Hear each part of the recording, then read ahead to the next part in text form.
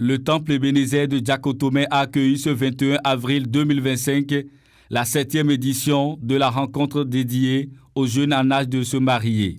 Le thème « Choisis son partenaire selon Dieu », une initiative lancée en 2023 pour aider les jeunes à bâtir des foyers solides et ancrés dans le Seigneur.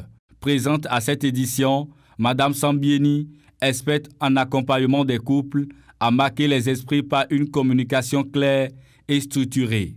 Le mariage fait partie de la vie normale de l'être humain. Il est indispensable à la plénitude de la vie. Le mariage est synonyme de vie car il est la fusion de deux êtres. Cependant, le succès du mariage n'est pas le fruit du hasard. La question du choix du conjoint est capitale. En ce sens qu'il est déterminant pour le futur ménage. Un mauvais choix opéré dans ce domaine conduit au désastre. On ne se marie pas par suivisme. Son intervention s'est articulée autour de 5 axes clés. Préparation personnelle, prérequis au choix, critères fondamentaux, erreurs à éviter lors des fréquentations et pièges courants. Elle insiste sur un point central. Vous savez que la réussite d'un mariage n'est pas le fruit d'un hasard. Il est important de faire un bon choix avant de penser réussir son mariage. D'où l'importance de savoir choisir son partenaire.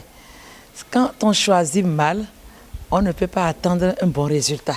Il y a un point important sur lequel je voudrais revenir, la préparation personnelle du candidat même. Il faut que l'intéressé lui-même se prépare, se connaître, savoir qui il est, connaître son caractère, connaître son tempérament, ça l'aidera dans son choix. Et quand on choisit quelqu'un, c'est pour la vie. N'oublions pas que nous sommes dans le cadre chrétien où le mariage est pour la vie. Ce n'est pas comme un habit que tu vas porter. Quand il sera sale, tu l'enlèves, tu changes de chemise. Non, c'est jusqu'à ce que la mort nous sépare. Donc il faut vraiment prier, chercher la volonté de Dieu avant de s'y engager. La préparation personnelle est essentielle avant toute décision.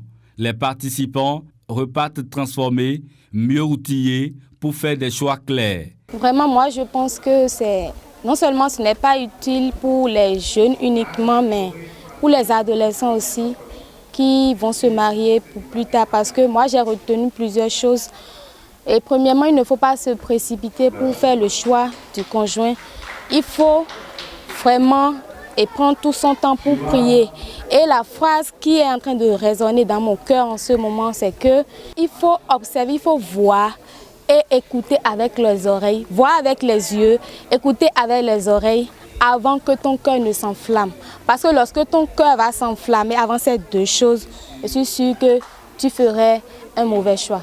Veiller sur son caractère vraiment a été la leçon que j'ai gardée plus que toute chose, parce que aujourd'hui, quand nous sommes jeunes, nous nous voyons déjà prêts, déjà matures pour pouvoir entrer dans le mariage. Mais il y a des choses que nous encaissons qui sont des caractères que nous n'arrivons pas à travailler. Mais aujourd'hui, la maman a bien accentué sur le caractère, donc j'ai beaucoup aimé cela. L'enseignement, ce qui a sorti, les prières, ça a délivré beaucoup de jeunes dans les vices de nos jours que nous assistons dans nos églises. Les jeunes qui ne sont pas venus et qui sont au courant de ces gens de rencontres et qui ne sont pas là, je voudrais passer par ce canal pour leur dire qu'ils courent de grands risques. Oui, ce qui est sorti aujourd'hui, nous, ceux qui sont là, peuvent les mettre en pratique au sein de leur foyer jusqu'à la fin de leur vie. Mais ceux qui ne sont pas là, ils ont raté beaucoup de choses. Et je voudrais profiter de ce canal et leur dire d'être toujours présent à ces gens de rencontres. Pour le révérend Philippe Zankpo, porteur de cette vision, l'objectif est clair. Voir émerger des couples épanouis dans la volonté de Dieu. On a lancé cette organisation, le mariage selon Dieu. On a lancé l'organisation Le mariage selon Dieu le 3 juin 2023.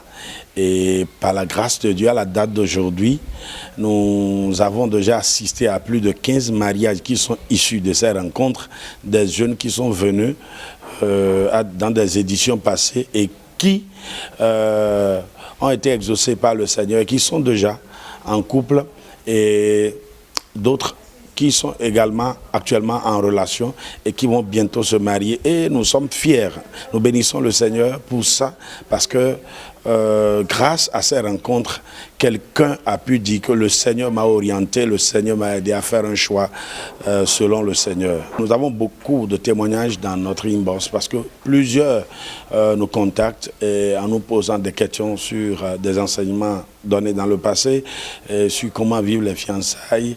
Et nous sommes devenus en quelque sorte un conseiller des relations et nous sommes en train de conseiller les jeunes.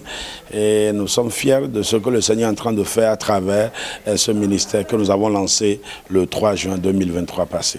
Les défis qui nous attendent, c'est de pouvoir mobiliser tous les jeunes en âge de se marier sur le plan national d'abord. Ça, c'est le premier défi à relever. Et nous ne pouvons pas le faire sans les pasteurs, sans les responsables d'église. Donc c'est pour cela que je lance un appel envers tous les pasteurs, nos diacres, nos collaborateurs qui nous aident à passer l'information dans les églises pour la prochaine, la 8e édition qui aura lieu d'ici 3 mois. Notons que le dit séminaire a connu la présence des responsables de la session Koufo sur une forte délégation de jeunes venus de Boycon, Glazoué. La séance s'est achevée par un temps de questions-réponses suivi d'un puissant moment de prière pour briser toute barrière spirituelle freinant les projets divins de mariage.